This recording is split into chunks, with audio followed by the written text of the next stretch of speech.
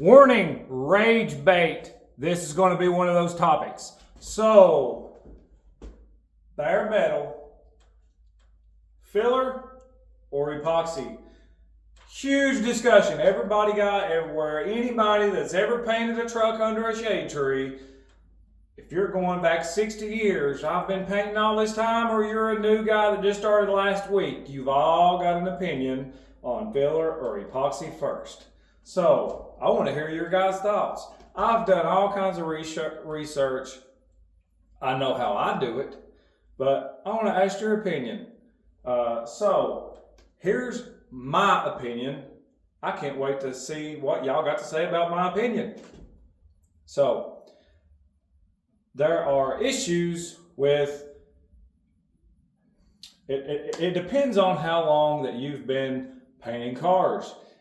A lot of your older guys will say there's nothing wrong with putting filler on bare metal. Your TDS sheet says you can put filler on bare metal. There's probably nothing wrong with that if you do it correctly. A lot of your newer guys that's not been in it for 40 years, well, a lot of them will say you have to put epoxy first. You have to seal it. I understand that side too. There's nothing wrong with that. There's more than one way to skin a cat. This is my opinion. Filler is porous. It will suck in moisture. If your filler, especially in a humid environment like in Tennessee, like it is right now, if you put filler on there, it can theoretically suck in moisture. If you put polyester primer on top of that filler and you wet sand it with polyester primer, what are you doing? It is porous. You are putting moisture into your primer, and it's also sucking into your filler. So therefore, if you don't have epoxy first, your metal wasn't sealed, you could potentially put rust behind your filler. That is my theory. That's my opinion. There's different ways to do things. Yes, you can put filler on metal before you put epoxy. I'll do it both ways. Depends on what situation I'm doing. The way I like to do it, I like to get everything in bare metal, go ahead, put my epoxy on. If I have an area that I need to metal work, I'll do it before I put the epoxy on, so it makes it easier to fool with.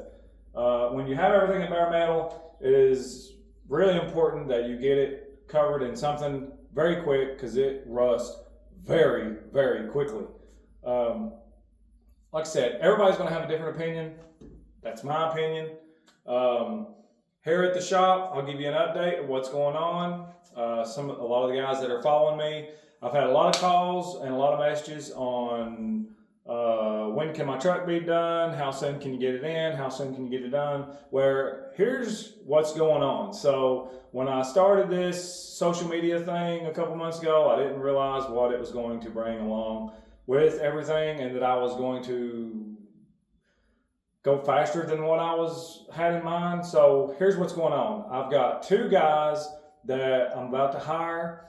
I have a streamlined process in my mind. At my old shop, I could do a truck a month. And this new shop, depending on what you're wanting done, I'm not going to promise that for everybody, but there's a lot of trucks out there that people are wanting done a certain way. I say simple frame off, not rebuilding your frame, but a simple frame off, clean your frame up, paint your body, put it back on. I feel like the process that I'm about to streamline, I feel like that could be a 4 to 5 week turnaround. Pretty good turnaround for getting your truck completely, took off the frame and painted. Now, that being said, I will not skip my cure times. I will go by my TDS sheets. I will use products that are good products. Everything will be done like it's supposed to be done. I'm not going to skip cure times. I'm not going to cause, lamination. I'm not going to do crazy stuff just to try to knock shit out of here and get shit done. But I am getting a lot of calls. I am getting a lot of messages. I'm getting a lot of comments. People wanting to get their trucks here, get things done. That being said too, I have advertised like crazy that my rates are low. And my rates are low. And they've been low because originally this shop was just me. I'm the show. That's me, one-man show. But hiring new people. I'm going to go ahead probably in the next little bit. I'm going to go ahead and build onto my shop. Hire these two, a couple guys, maybe even as many as 4, and work on this. I know how to streamline process. I know how to do this.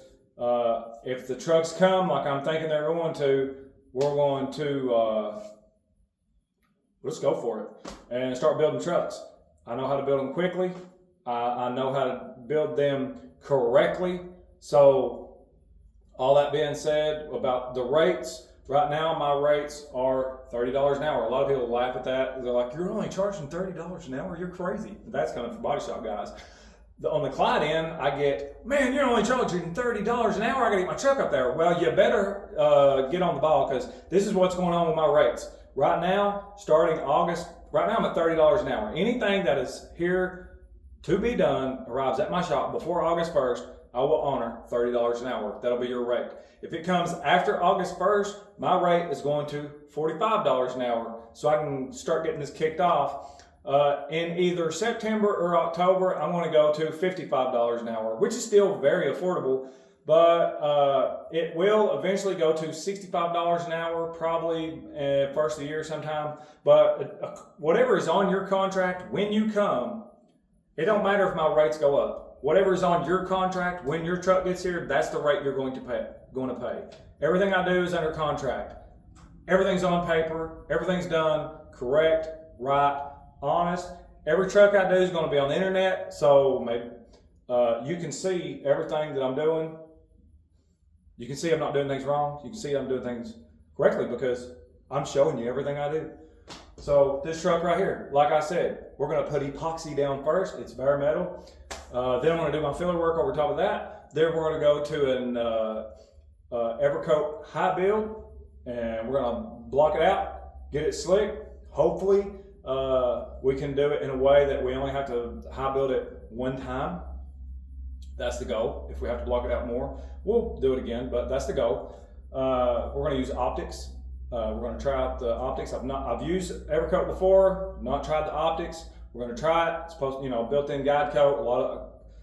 I can't really find no bad information on it. It looks pretty cool, built-in guide coat. So we're going to try that. Then we will go to a urethane sealer on top of that. Once we get it, pretty slick, we will wet sand the urethane, because you can't wet sand polyester. I hope you know that. It is porous. You can't do that. I know shops that are doing that, and you're wrong. You can't wet sand polyester primer because it sucks in moisture. I hope you know that. You do now. And if you want to argue with me, read your TDS sheet. It is on your TDS sheet, so you know, right? So we will put urethane primer on it.